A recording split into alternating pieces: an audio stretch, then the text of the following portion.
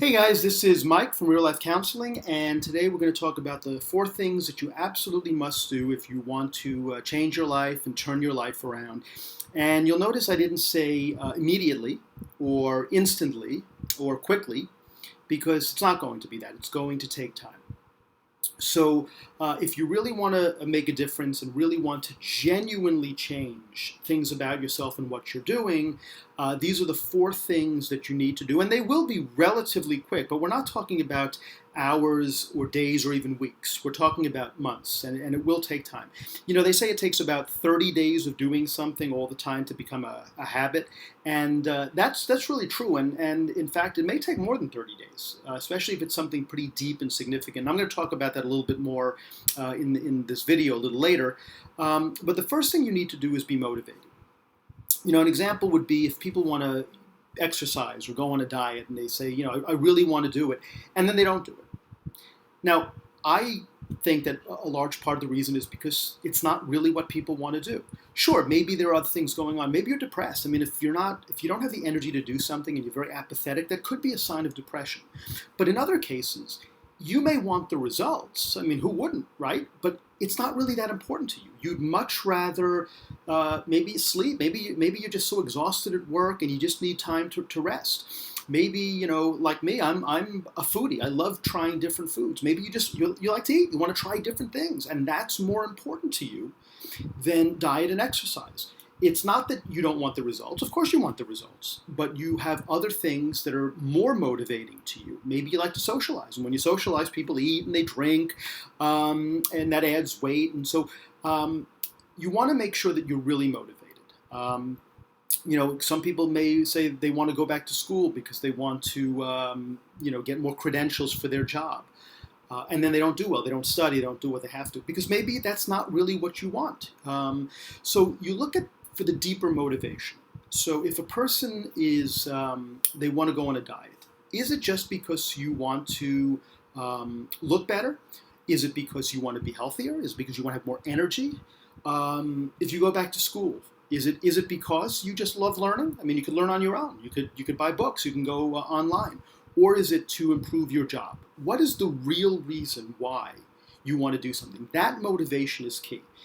Because if you find yourself not doing something that you say you want to do, there's a good chance it's because you're not motivated. You're not motivated to do that. You may want the results, all right? That's true. But you're not motivated to do what is necessary to get you those results because it may not be that important.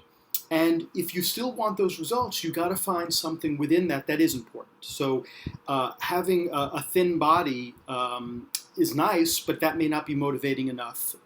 Whereas having more energy, doing more things, doing some activities, those are the things that are motivating. So those are the things that will get you to do it.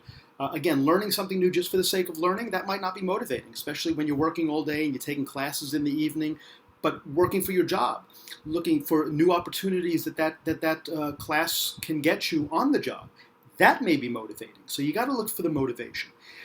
The second thing that you need to do is change your thoughts and behaviors. And this is a real challenge because we constantly have this negative self-talk, and I've done several videos on this where we're beating ourselves up. I can't do it, I'm too stupid, I'm lazy, it's never going to work. We engage in all sorts of cognitive distortions.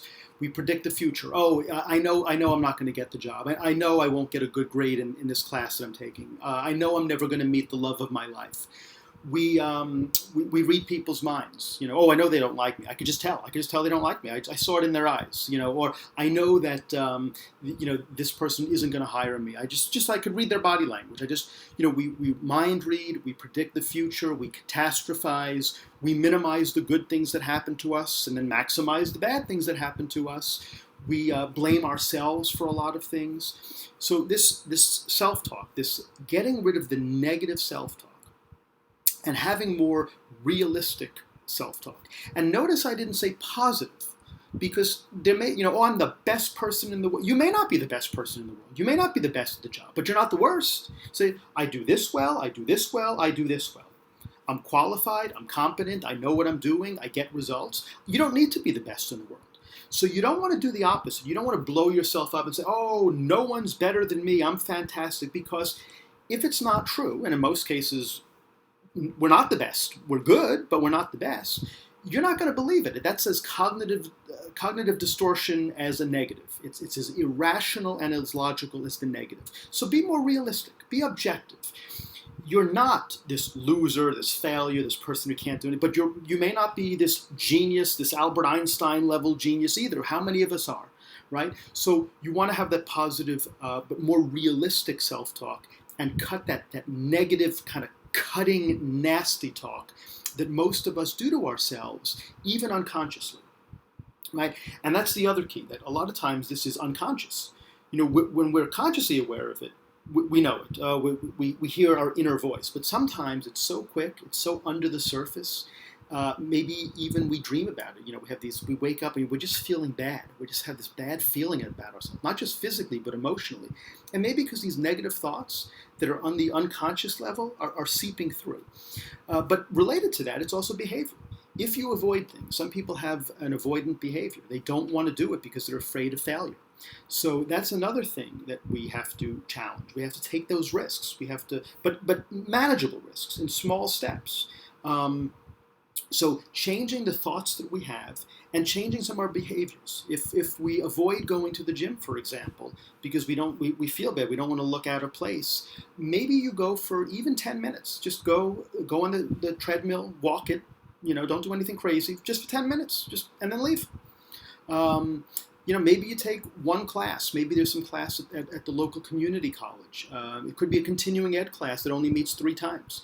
Start slow. Maybe do an online class, so you don't even have to go into the class yet.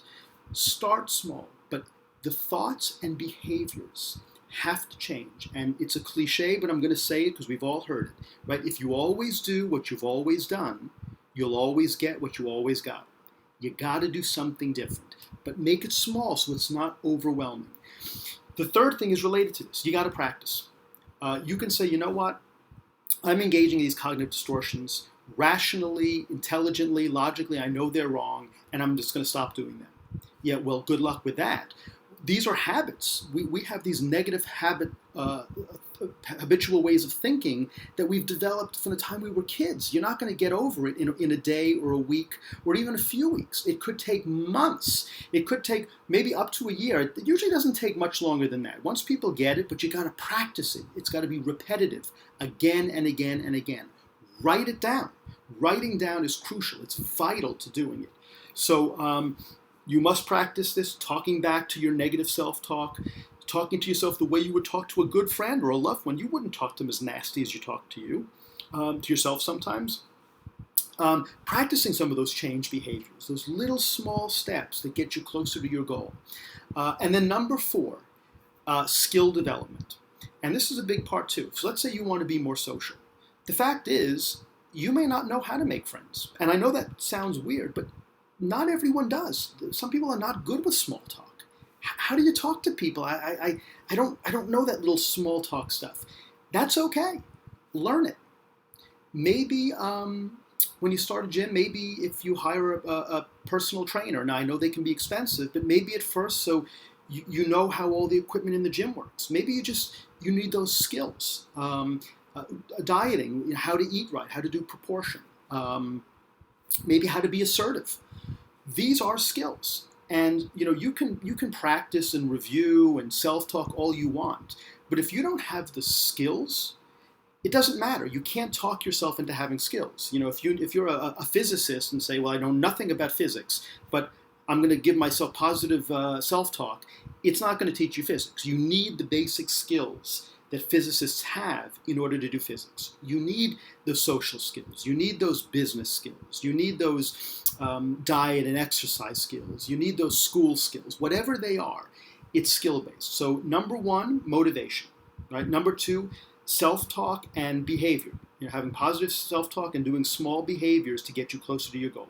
Number 3, practice and repetition. It's absolutely essential. And number 4, developing a skill set. If you don't actually have the skills that you're trying to build, you got to get those skills. And then you can build on them once you have them. So if you do these 4 things, real, deep, and lasting change is absolutely possible. And having someone to work with you on these, having a good friend, having a close relative, even having a coach or a therapist to help you through it, doing it alone is tough. If you have someone that you can work with, that's great. You can do it alone, but it's always nice having someone that you can do this with if they're available. All right, hope you liked this video. If you did, please give it a thumbs up. If you like this channel, please, I hope you subscribe. And if you want to get alerts as to when new videos come out, I'm going to try to be more consistent in when I have new videos. I'm going to have at least one a week. I've been doing a little bit more just to kind of get a whole bunch of content for you guys. But I'm going to probably limit it to maybe once a week, in the next week or two. So please hit that alarm, and then you'll get these notices from these new videos. All right, I'll see you next time. Thanks.